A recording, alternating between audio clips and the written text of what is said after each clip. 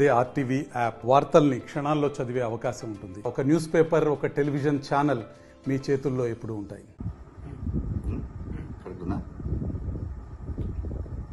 ఈరోజు కాంగ్రెస్ పార్టీలో చలమల కృష్ణారెడ్డి నేను పార్టీలో చేరానని చెప్పుకుంటూ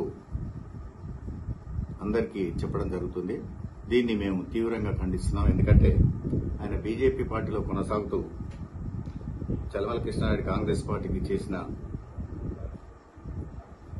మోసం చాలా పెద్దది. ఎందుకంటే ఆయన బీజేపీ పార్టీలో ఉండుకుంటూ మొన్ననే కాంగ్రెస్ పార్టీని ఓడగొట్టాలన్న ఉద్దేశంతో బీజేపీ పార్టీలోకి వెళ్లి మా కాంగ్రెస్ పార్టీకి చెందిన ఎమ్మెల్యే రాజగోపాల్ రెడ్డి గారిని ఓడించాలనే ఉద్దేశం, అదే కాకుండా కాంగ్రెస్ పార్టీని ఎట్టి పరిస్థితుల్లో అధికారంలో రాకుండా చేయాలనే ఉద్దేశంతో ఆయన బీజేపీ పార్టీలోకి వెళ్లడం, అదేవిధంగా ఉమ్మడి నల్గొండ జిల్లాలో కాంగ్రెస్ పెద్ద లీడర్లందరినీ కోమటిరెడ్డి వెంకరెడ్డి గారిని, అదేవిధంగా ఉత్తమ్ కుమార్ రెడ్డి గారిని, జానారెడ్డి గారిని, ఇదే కాకుండా ఇప్పుడు మన ముఖ్యమంత్రి అయిన రేవంత్ రెడ్డి గారిని కూడా ఇష్టం వచ్చిన పదజాలంతో బూతులు తిట్టి ఈరోజు ఆయన నల్లదందాలన్నీ కాపాడుకోవడం కోసం, ఆయన సంపాదించిన డబ్బును కాపాడుకోవడం కోసం ఆయన కాంగ్రెస్ పార్టీలకు రావాలనే ఉద్దేశంతో ఆయన కాంగ్రెస్ పార్టీలకు రావడం జరుగుతుంది. కానీ ఎట్టి పరిస్థితుల్లో అతని కాంగ్రెస్ పార్టీలో కాంగ్రెస్ కార్యకర్తలు గాని, అదేవిధంగా మా కాంగ్రెస్ నాయకులు గాని ఎవ్వరు కూడా అతన్ని కాంగ్రెస్ పార్టీలో చేర్చుకోవడానికి సిద్దంగా లేరు. ఎందుకంటే ఆయన కాంగ్రెస్ పార్టీలకు రావడం వల్ల కాంగ్రెస్ పార్టీకి నష్టం తప్ప ఎటువంటి ఉపయోగం లేదు అతని వల్ల.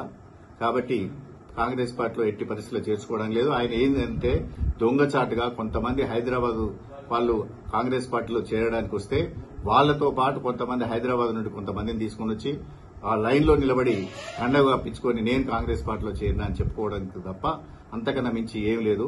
అతన్ని ఎట్టి పరిస్థితుల్లో కాంగ్రెస్ పార్టీలో చేర్చుకోవడానికి కార్యకర్తలు గాని ఎవ్వరు గ్రామాలలో కూడా ఒక్కరు కూడా ఇష్టపడట్లేదు. రేపు అతను కాంగ్రెస్ పార్టీలో తిరిగినా ఏం చేసినా కూడా మేము ఎట్టి పరిస్థితుల్లో కాంగ్రెస్ పార్టీలో అతను చేర్చుకోవడానికి సిద్దంగా లేం.